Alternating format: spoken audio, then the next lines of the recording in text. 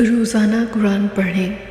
کوشش کریں کہ روزانہ صرف 15 منٹ کے لیے قرآن پاک پڑھیں، اور ایسا آپ نے صبح فجر کی نماز کے فوراً بعد کرنا ہے، کیونکہ تب انسان تر و تازہ ہوتا ہے اور اس کا مائنڈ ریلیکس ہوتا ہے، اور تب قرآن پڑھنے میں بھی مزہ آتا ہے اور قرآن کو سمجھنے بھی آسان لگتا ہے۔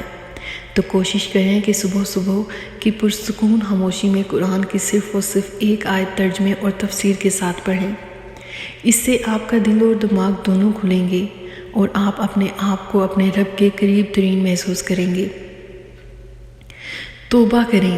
توبہ کی تسبیح ایسی تسبیح جو ہر انسان کو دن رات پڑھنی چاہیے۔ صرف نماز میں توبہ نہیں کرنی اور نہ ہی صرف دعا میں توبہ کرنی ہے، بلکہ اٹھتے بیٹھتے چلتے پھرتے سوتے جاگتے بس ہر وقت توبہ اپنی زبان پر سجائے رکھنی ہے۔ پھر چاہے گناہ کیے ہوں یا نہ کیے ہوں، توبہ آپ کو اللہ کے نظر میں سرخرو کر دیتی ہے، اور توبہ آپ کو اللہ کے نزدیک عزیز اور عزت والا بنا دیتی ہے۔ اس لیے ہمیشہ توبہ کرتے رہیں، کیونکہ اللہ توبہ کرنے والوں سے محبت کرتا ہے۔ خود کا محاسبہ کریں۔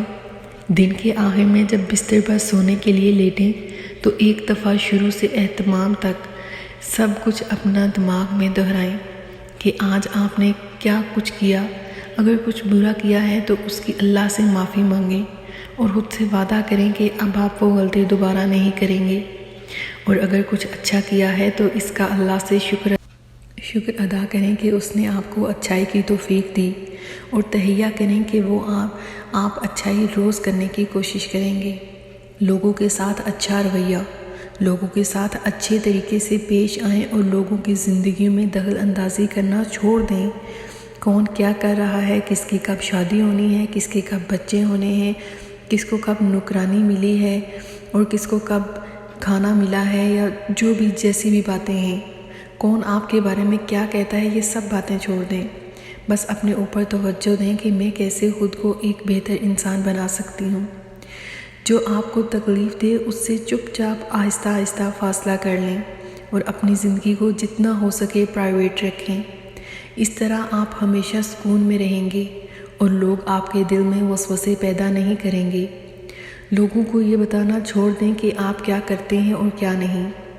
آپ اللہ سے دعاؤں میں مانگتے رہیں اور کیا نہیں، کیونکہ یہ آپ کے اور اللہ کے درمیان کی باتیں ہیں، اس لیے یہ آپ اور اللہ پاک کے درمیان ہی رہنی چاہیے۔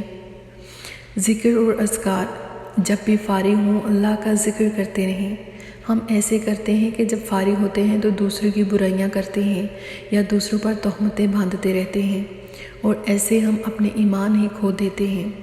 تو بجائے یہ سب کرنے کے آپ اللہ کو یاد کریں، آپ اللہ کی حمد و ثنا بیان کریں، آپ محبت بھری زبان سے اللہ کو پکاریں اور محبت بھرے الفاظ سے اللہ کا ذکر کریں۔ بس اپنے آپ کو اس ہستی میں مگن رکھیں، دنیا کیا کرتی ہے اور کیا نہیں اس سے بے نیاز ہو جائیں۔ تہجد پڑھیں، فرض نمازوں کے ساتھ ساتھ تہجد کی نماز شروع کریں۔ بھلے روزانہ پڑھیں لیکن مہینے میں 1 یا 2 مرتبہ ضرور پڑھیں۔ انشاءاللہ آپ اس کا اثر اس دنیا میں بھی دیکھیں گے اور آخرت میں بھی دیکھیں گے۔ یہ چند چیزیں ہیں جو آپ اب اگر اپنی زندگی میں کر لیں تو آہستہ آپ اللہ سے کھویا ہوا رابطہ پھر سے بحال ہو جائے گا۔ پڑھنے میں بڑی معمولی سی چیزیں لگتی ہیں یہ لیکن ان کا ہماری زندگیوں میں بہت بڑا اور گہرا اثر ہوتا ہے۔ یہ سب کر کے جب جائے نماز پر کھڑے ہوں گے نا تو کیفیت ہی الگ ہوگی، پھر آپ اللہ کی موجودگی کو محسوس کر سکیں گے۔